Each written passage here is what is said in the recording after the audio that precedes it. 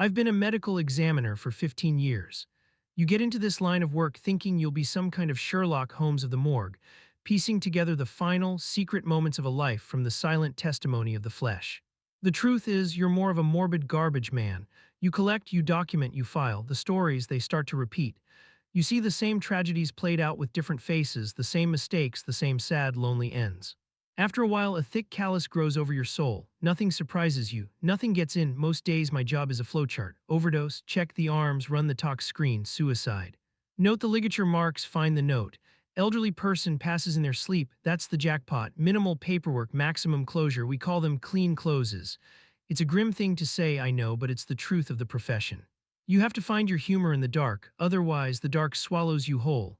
My humor was a thick tar-like cynicism that coated everything. So when the call came in for Beatrice Hemlock, found in her home, 87 years old, no signs of forced entry, my brain had already filed it away. A clean close.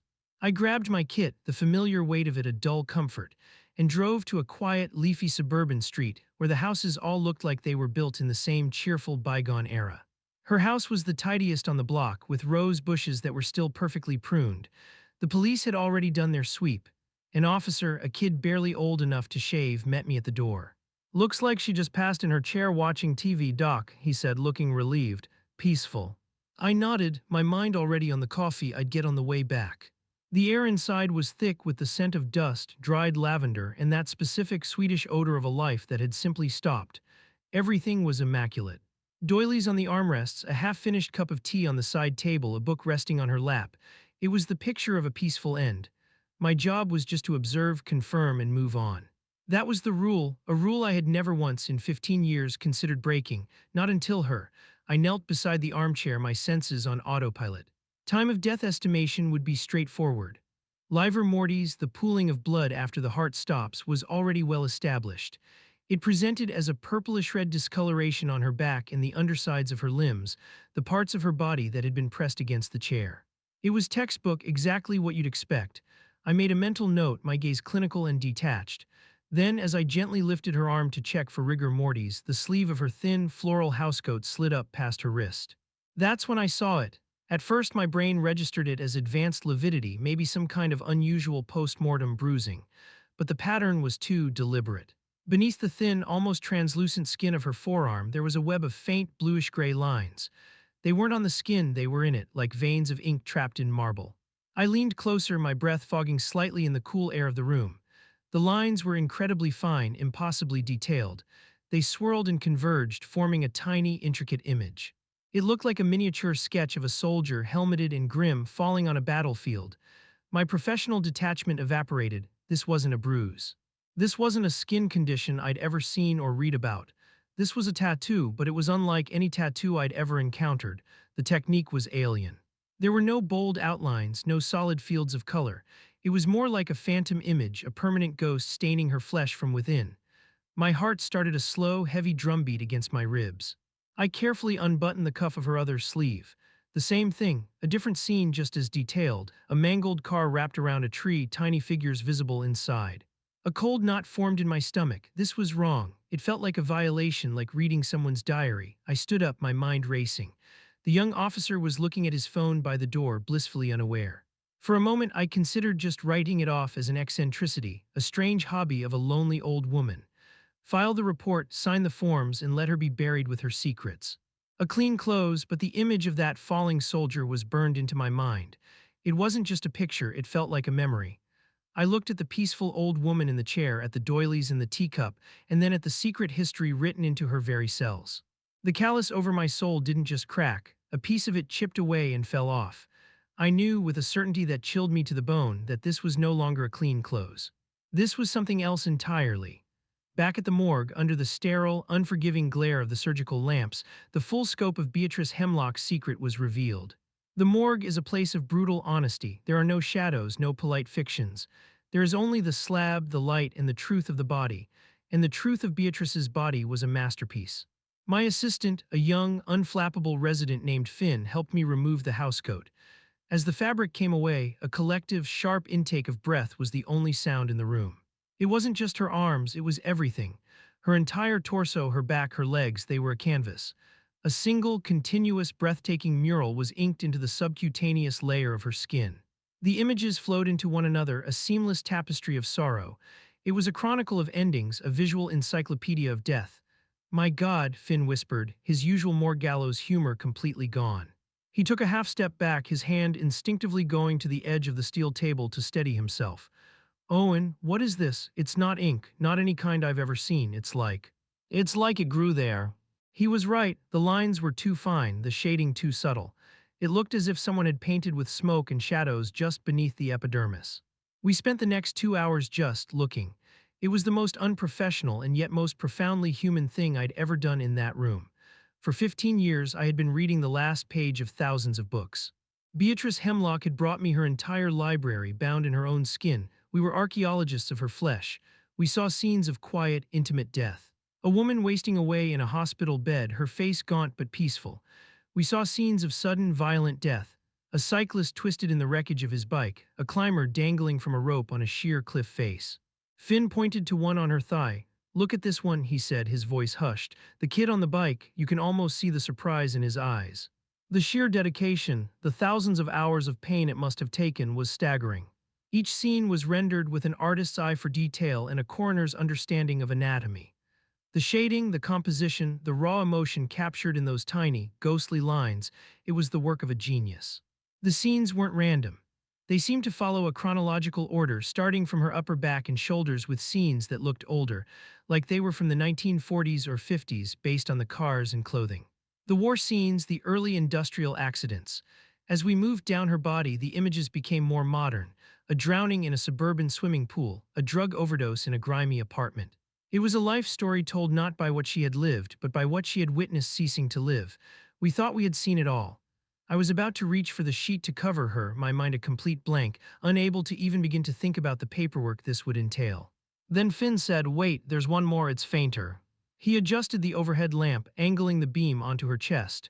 There, directly over her heart, was the final piece in the sequence. It was a perfect, miniature portrait of Beatrice herself, sitting in her armchair, a book in her lap, her head tilted slightly as if she'd just drifted off. It was the exact scene I had found her in. The detail was terrifying. The pattern on the doily, the title of the book, the serene expression on her face, it was all there. It wasn't a premonition. It was a reservation, a space she had held for herself at the very end of her own story. She hadn't just recorded the deaths she'd seen. She had saved the final space on her canvas for her own. I couldn't sleep that night. Every time I closed my eyes, I saw them. Not the gore and viscera I was used to, the images that usually haunted the fresh-faced rookies. I saw her skin. I saw the falling soldier, the drowned child, the old woman fading away in a hospital bed. They weren't just macabre illustrations, they were silent, screaming memorials. My brain, the part of it that had been trained to categorize and dismiss, was short-circuiting. There was no box for this. So I did what any confused, emotionally overwhelmed professional in the 21st century does. I went online, I logged into a private forum for forensic professionals. It's a place where we can vent, share bizarre case stories, and ask for advice without breaking confidentiality. It's our digital speakeasy. Using a throwaway account, I started a new thread. Title, Ever Seen Anything Like This? Subcutaneous Memorial Art, Body, Hypothetically. Say you get a case, an elderly decedent, natural causes. But you discover their entire body is covered in incredibly detailed, ink-like markings under the skin. Not tattoos in the traditional sense, more like illustrations, and these illustrations are all scenes of death, dozens of them chronologically arranged.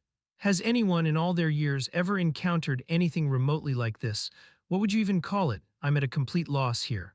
I hit post and stared at the screen, my heart pounding a little. It was a desperate shot in the dark. Maybe this was some obscure subculture I'd never heard of. Maybe there was a logical, albeit bizarre, explanation waiting for me. I needed an anchor, something to stop my mind from drifting into the territory of the unbelievable. I needed this to be a thing, not a singular, inexplicable miracle of art and flesh. The forum responses were a mix of morbid curiosity and professional skepticism. A few people thought I was describing some obscure form of ritualistic scarification. One guy from Germany suggested a rare, unclassified dermatological condition. Most, however, assumed I was drunk posting or spinning a creative writing exercise. Pixar, it didn't happen, one pathologist from Texas quipped. The consensus was clear, nobody had seen anything like it, I was alone with this. The anchor I was searching for wasn't there. The official cause of death was filed: cardiac arrest, natural causes. Beatrice Hemlock was just another number, another closed case file in a cabinet full of them. Her next of kin, a distant nephew who lived 3 states away, was notified. He sounded vaguely annoyed on the phone, more concerned with the logistics of selling the house than the details of his aunt's passing. He arranged for a simple cremation. The thought of that library of memories, that breathtaking, terrifying work of art, being turned to ash sent a wave of something like panic through me. It felt like burning down the last copy of a sacred text. I stalled, telling the funeral home there were some final tests, a procedural delay. I bought myself a few more days. I didn't know why, only that I had to. This obsession was a foreign feeling. For years, my job had been a fortress, protecting me from the emotional fallout of death. Now the walls were crumbling, I couldn't let it go. A week later, I found myself driving back to her quiet, leafy street. It was a Saturday, I wasn't on the clock. This was my own time, my own violation. I used the excuse of needing to retrieve a forgotten sample kit, a flimsy pretext, but one that would hold up if anyone asked. I let myself into the house. The police tape was gone, the air was even more still, the silence heavier. It was a place holding its breath. This time, I wasn't a medical examiner. I was a trespasser, a seeker. I didn't know what I was looking for. A diary, a photo album, a clue, any clue as to who she was and why she had turned her own body into a mausoleum. Her life was as neat and orderly as her home. Financial records, utility bills, a small collection of romance novels, nothing. I went through her closets, her kitchen cabinets, the drawers of her writing desk. I felt like a ghoul, sifting through the mundane artifacts of a life I had no right to disturb. I was about to give up when I noticed the chest at the foot of her bed. It was a simple dark wood hope chest, the kind young women used to store linens for their future marriage. It was unlocked. I lifted the heavy lid, and a cloud of cedar and old paper smell rose to meet me. Inside, it wasn't linens, it was her life. Stacks of photo albums bound in cracking leather, bundles of letters tied with faded ribbon, and tucked in the corner beneath a pile of yellowed newspaper clippings were 5 small, cloth-bound journals. My hands were shaking as I reached for them. I had found the Rosetta Stone. I took the journals and one of the photo albums. I know it was a breach of every professional ethic I held. It was probably illegal. I didn't care. I drove home, my mind a frantic buzz of anticipation and dread. I sat at my kitchen table, the streetlights outside casting long shadows across the room, and I opened the first journal. The date on the first page was 1944. Her handwriting was a young girl's elegant, looping script, and so I began to read. The story that unfolded was not one of a morbid eccentric. It was a story of profound, unrelenting love. Each tattoo I discovered was a monument. The first one, the soldier on her forearm, was her older brother Daniel, killed at the Battle of the Bulge. "He is gone," she wrote. "They sent a telegram, a folded piece of paper that says my brother is now just a memory, but I will not let him disappear into a piece of paper. I will carry him with me always. He will be a part of me, so he is never truly lost." She described finding a reclusive, old-world tattoo artist, a man who had fled the war in Europe and practiced a nearly forgotten technique of subcutaneous ink injection, making the image a part of the flesh itself. "It was painful," she wrote, "an agony that lasted for weeks, but pain is a small price for remembrance.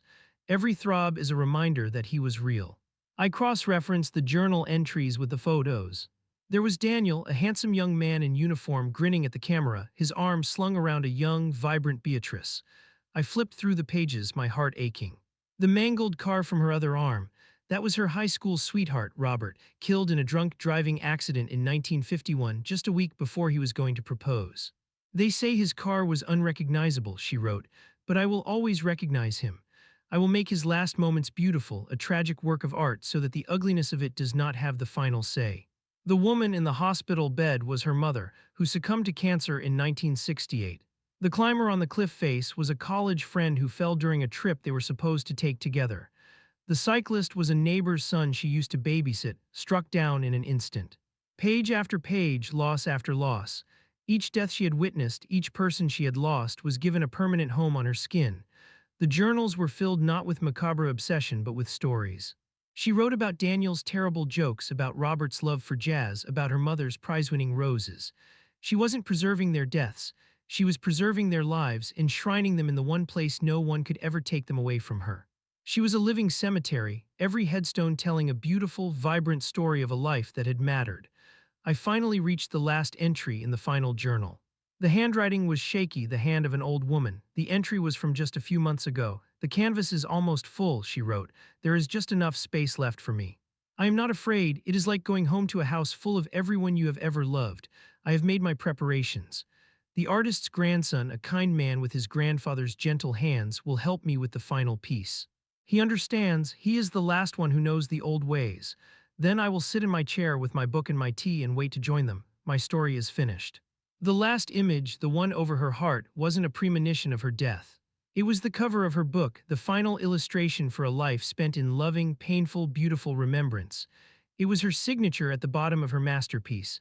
I closed the last journal. The sun was coming up. My kitchen was filled with a soft gray light. I felt hollowed out, utterly changed. For 15 years, I had treated death as a clinical problem to be solved, a mess to be cleaned up. My cynicism wasn't just a coping mechanism, it was a form of blindness. I had been looking at the dead, but I had never truly seen the lives they had lived. Beatrice Hemlock saw them. She saw them so clearly, so fiercely, that she refused to let them go. She turned her body, the one thing that was truly hers, into an act of defiance against forgetting. I went back to the online forum. I found my anonymous thread and added one final update. Update to the few who were curious, I found out what it was. It wasn't a subculture or a medical condition. It was a private memorial, a life's work. It has changed my perspective on the job, on everything. Thank you for listening. I didn't give any details. I couldn't. Her story wasn't mine to share. It was a sacred, silent thing. Before I went to work, I made a call to the funeral home. I told them to cancel the cremation. I paid for a traditional burial myself in a quiet cemetery not far from her home. It felt like the only right thing to do. That masterpiece deserved to rest intact. At the morgue, everything looked the same, but I was different. When the next body came in, a young man from a motorcycle accident, I found myself looking at his hands, at the calluses on his fingers, and wondering what they had built. I looked at the faded tattoo on his arm and wondered about the story behind it. For the first time in a long time, I saw a person, not just a case file. The callus around my soul was gone, and in its place was a raw, aching sensitivity. It hurt, but it was the kind of hurt that reminds you you're alive.